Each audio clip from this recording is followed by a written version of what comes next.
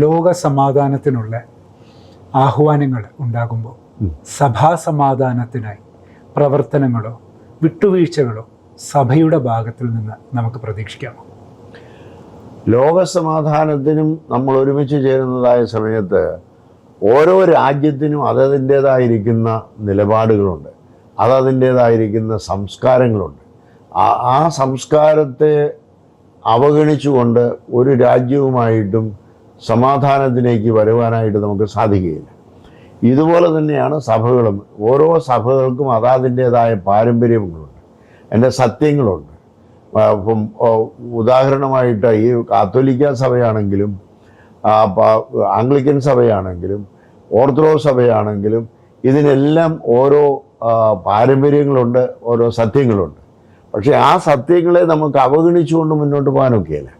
ആ സത്യങ്ങൾ നിലനിൽക്കണം. അതേ സമയത്ത് അതിനതീതമായി എല്ലാവരും ക്രിസ്ത്യാനികളാണെന്നുള്ളതായ രീതിയിൽ ഒരു യോജിപ്പ് നമുക്ക് സാധ്യമാണ്. ആ സാധ്യതയിലേക്കാണ് നമ്മൾ കണ്ണുവയ്ക്കേണ്ടത്. വ്യത്യസ്തമായിരിക്കുന്ന പാരമ്പര്യങ്ങളെ നിലനിർത്തിക്കൊണ്ട് തന്നെ ക്രിസ്ത്യാനികളാണെന്നുള്ള ഏക അനുഭവത്തിൽ ഒരുമിച്ച് വരാൻ കഴിയുക എന്നുള്ളതാണ്.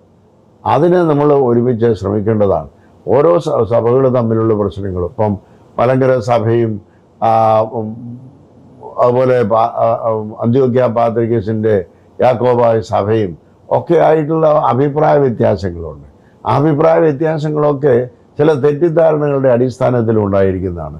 അതുകൊണ്ട് ആ തെറ്റിദ്ധാരണകൾ മാറ്റി സത്യം മനസ്സിലാക്കി കഴിയുമ്പോൾ സത്യം അറിയാനും സത്യത്തിൽ നിൽക്കാനും അത് കേവലം ഒരു ഇമോഷണലായിട്ട് അല്ല, ഒരു സെൻറ്റിമെൻ്റായിട്ടല്ല, സെൻറ്റിമെൻറ്റും ഇമോഷനൊക്കെ മാറ്റിവെച്ച് സത്യം അറിഞ്ഞുകൊണ്ട് സത്യത്തെ അവലംബിക്കുവാൻ തയ്യാറായി കഴിഞ്ഞാൽ സഭാ സമാധാനം എന്നുള്ളതിന് യാതൊരു തടസ്സവും മറ്റൊന്നും ഉള്ളതായിട്ട് ഞാൻ കാണുന്നില്ല. പരിശുദ്ധ തിരുമനസ്സ് സഭാ സമാധാനം മുമ്പിൽ കാണുന്നു എന്ന് നമുക്ക് വിശ്വസിച്ചുകൂടെ? അടുത്ത് തന്നെ, അതായത് നിയർ ഫ്യൂച്ചറിൽ നമുക്കൊരു സമാധാനം ഉണ്ടാകും എന്ന് വിശ്വസിക്കാമോ? അങ്ങനെയാണ്, ആ ഒരു ആഗ്രഹത്തിലാണ് നമ്മൾ പ്രവർത്തിച്ചു കൊണ്ടിരിക്കുന്നത്.